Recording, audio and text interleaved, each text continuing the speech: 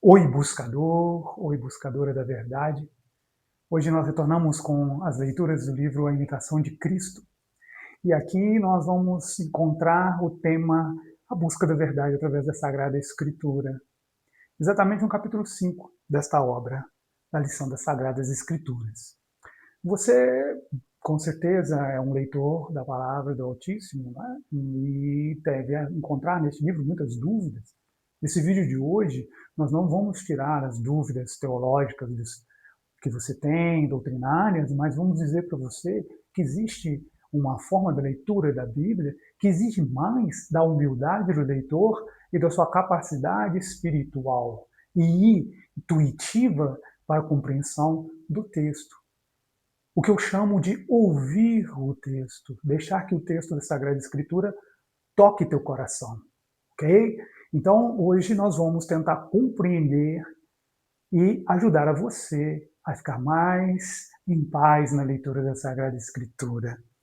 Segundo o nosso autor, Thomas de Kempis, que é o autor da obra A Imitação de Cristo, ele considera que na leitura da Sagrada Escritura deve-se buscar a verdade. E a verdade no lugar da eloquência. Não se busca ali simplesmente um conhecimento racional ou uma apreciação do texto de forma simplesmente da sua beleza, da sua forma literária. Né? Estética é a palavra que eu queria usar para vocês. Mas é buscar no texto uma verdade que é uma verdade existencial, que é uma verdade comum a todos os seres humanos, que é uma verdade comum a todas as culturas, porque ela sai de dentro dessa sede de busca natural da humanidade, que busca o tempo todo o retorno à casa do Pai. Não é verdade? Então, Thomas de Kempis vai nos ensinar que procurar na Escritura a utilidade e não a sutileza da linguagem, o que nós comentamos antes. Buscar na Escritura um avanço na qualidade espiritual, na sua experiência com o divino. Aqui, Thomas de Kempis fala das Sagradas Escrituras cristãs, mas o mesmo pode ser colocado nas Sagradas Escrituras de outras tradições religiosas, como o hinduísmo, como os escritos budistas, do Islã, os taoístas. Por quê? Porque a verdade ela é una, ela não pode ser dividida, mas ela pode ser manifestada de várias formas, quer dizer, de várias roupagens nas tradições que se apresenta nos seus textos chamados textos sagrados, escrituras sagradas, não é verdade?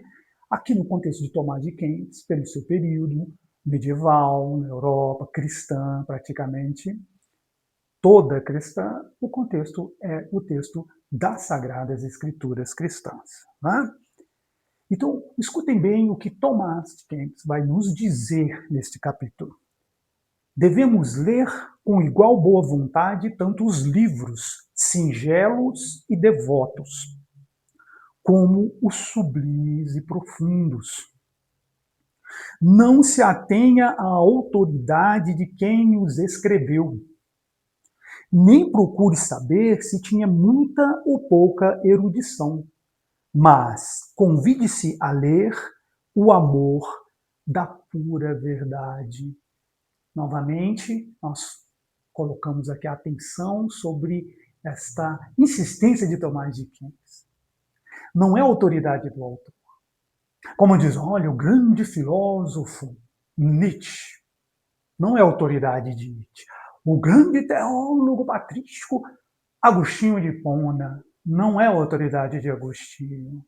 O que está sendo buscado não é a erudição, mas convide-se a ler o amor da pura verdade, amor à verdade. Francisco de Assis, que muitas vezes se mostrou avesso à leitura da palavra das Sagradas Escrituras, não, mas avesso aos livros. Por quê? Porque ele entendia que havia uma certa erudição que prejudicava a evolução espiritual e por causa da vaidade, por exemplo, né?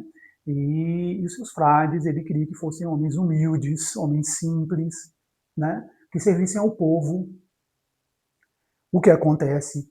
Ele coloca essa oposição ao excesso do estudo pelo estudo. Mas quando trata da Sagrada Escritura, Francisco de Assis é um amante da Sagrada Escritura, ele é um amante da verdade, a ponto de dizer, pelos campos da região de Assis, ali na Itália, que o amor não era amado. Quer dizer, a verdade, que é o Cristo vivo, não era amada.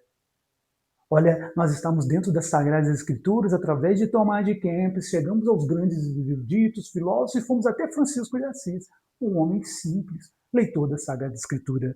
Talvez seja isso que Tomás de Kempis quer nos ensinar, que como Francisco de Assis, a Escritura tem que nos transformar em pessoas humildes, simples, sábias. A sabedoria não é erudição. Considere o que lhe dizem, sem se importar com quem o diz. Essa frase é maravilhosa, porque muitas vezes você ouve seu vizinho falando uma verdade tão profunda que ataca diretamente lá teu coração. Às vezes nós traduzimos isso como se a carapuça serviu, né? Já ouviu falar isso? Às vezes uma verdade espiritual é dita por alguém que talvez você nem tenha a esperança de que viesse algo de importante, algo que realmente modificasse a sua vida. Mas vem. E essa verdade espiritual, ela, como diz Tomás de Kempis, nós não nos devemos importar com quem a diz. Isso demonstra que a verdade divina, a verdade da existência, a verdade una, ela não é patrimônio exclusivo de instituição alguma. Ela não é patrimônio exclusivo de indivíduo algum, mas ela é uma experiência vivida por aqueles que se deixam tocar por ela. E os requisitos Tomás de Kempis vem colocando aqui é a humildade diante do texto, a aceitação, a sabedoria e o discernimento para saber aonde está surgindo essa verdade.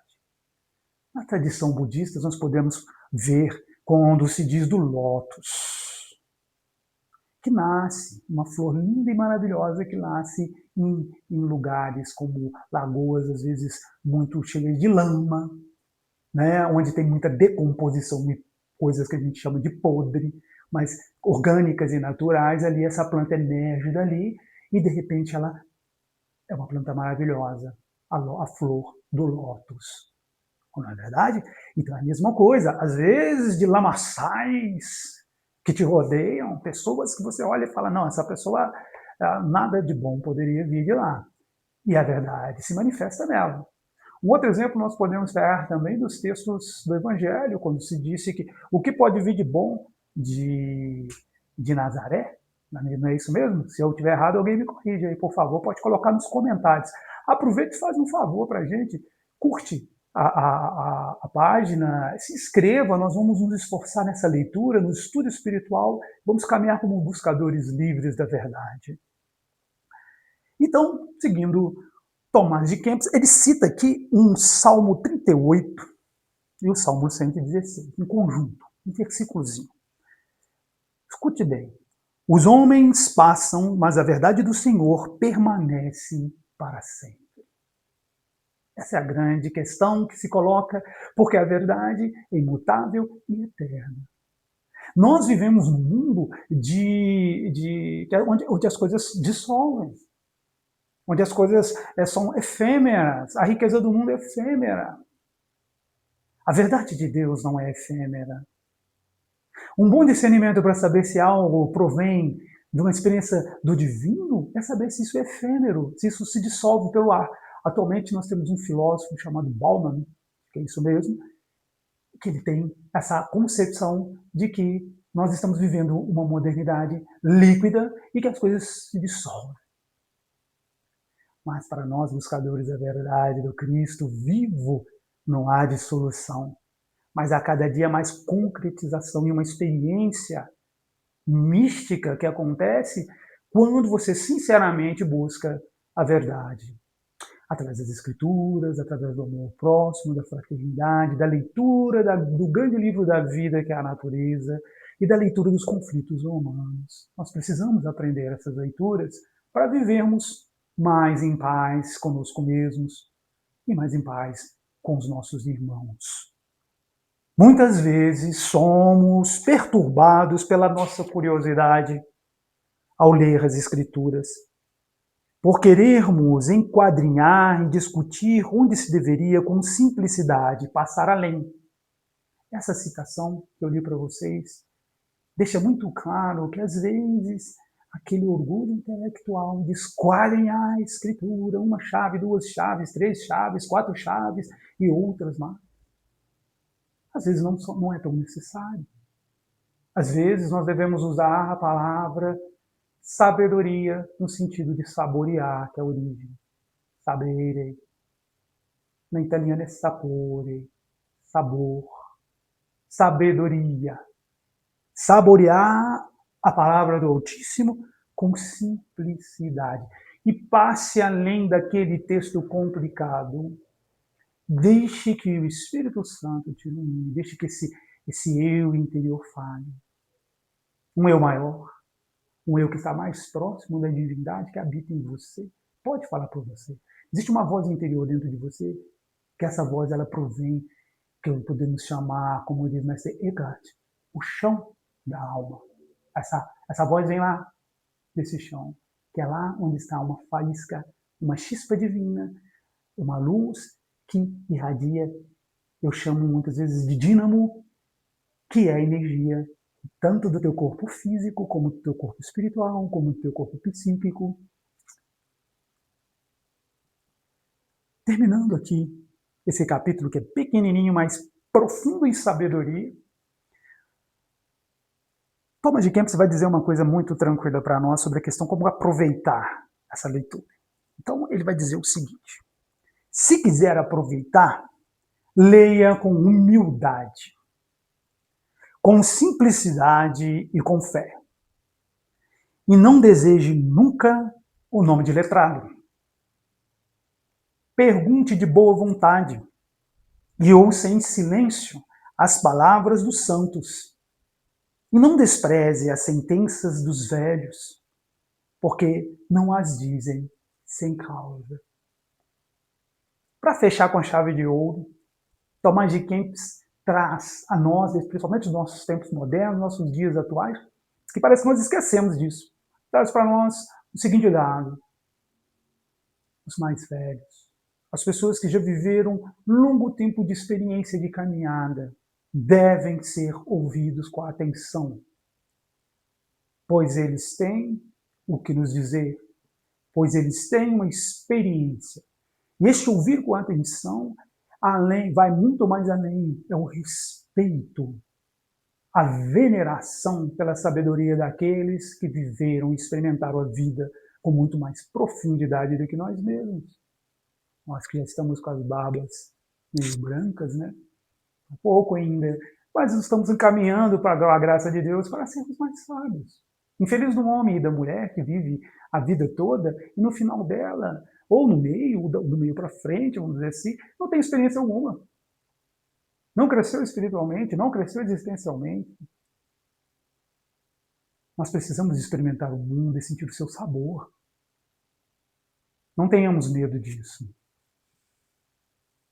Por isso, pergunte de boa vontade e ouça em silêncio as palavras dos santos. Tenhamos, eu, você, todos nós, tenhamos a humildade de ouvirmos um São Francisco de Assis, de compreendermos o que movimentou São Bento para se transformar num grande educador da Europa, como a tradição diz, civilizador da Europa, vamos dizer assim. Como viveram esses homens e mulheres que viveram uma vida em busca da simplicidade e da sabedoria. Eu agradeço que me ouviram até aqui esse momento. Novamente peço a vocês, não se esqueçam de curtir o canal, de dar o like e de comentar se você gostou. Fique conosco. Se você não gostou, mande esse vídeo para quem você não gosta. bom? Um grande abraço, fiquem com Deus, e paz e bem.